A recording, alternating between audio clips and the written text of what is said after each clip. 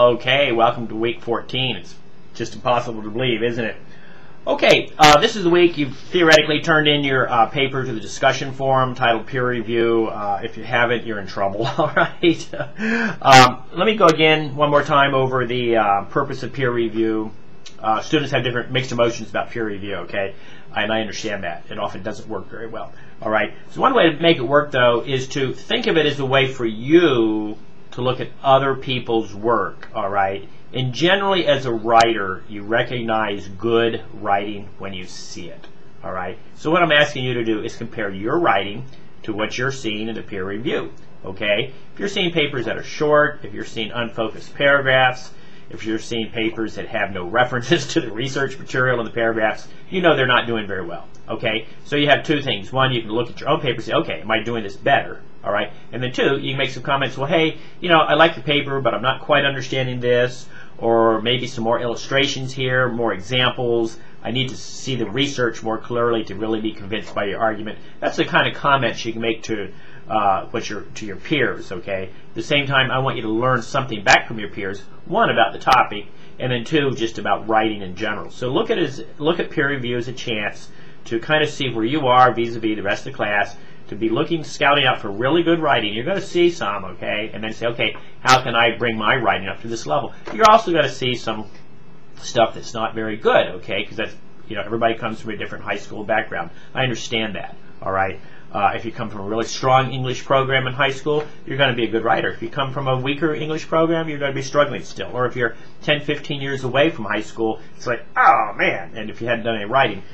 Good writing comes from practice, practice, practice. It doesn't really come from all this instruction. I try to guide you, I try to help you, I try to steer you in the right direction, I try to offer resources to you, but good writing comes strictly from practice. For me, writing is a no-brainer because I've been writing for, well, I didn't do a real good job in college, but once I got in the Army, I wrote nonstop, okay, as I think you know, as a journalist in the Army.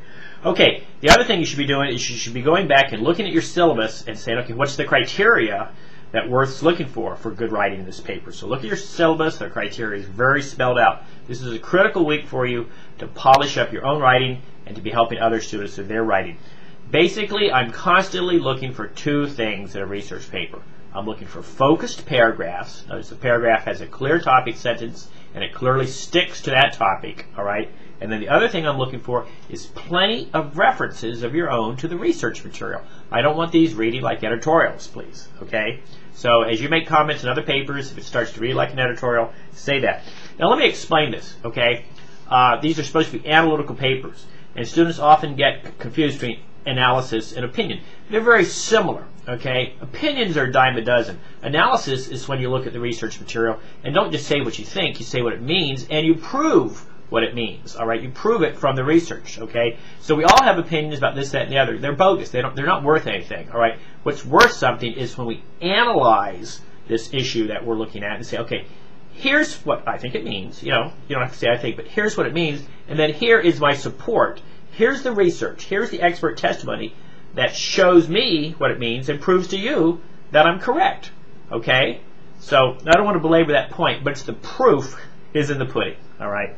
Okay, that's the difference between analysis and opinion. And of course, now that you're in college, you're not ever doing book reporting anymore. You're not just stacking all this research together and saying, hey, there it is. You're not doing that. You're saying what it means, but you're always proving paragraph by paragraph with direct references to the research that indeed your meaning that you're making out of all this is the correct meaning, all right? Okay, that said, the other thing you should be doing while you're kind of waiting around to finish up your research paper is time is of the essence now, and your portfolio comes next. And the portfolio is critical. You can't get a good grade in the class without revising your papers, all right? Basically, you've got to revise your literacy narrative. That was paper 1.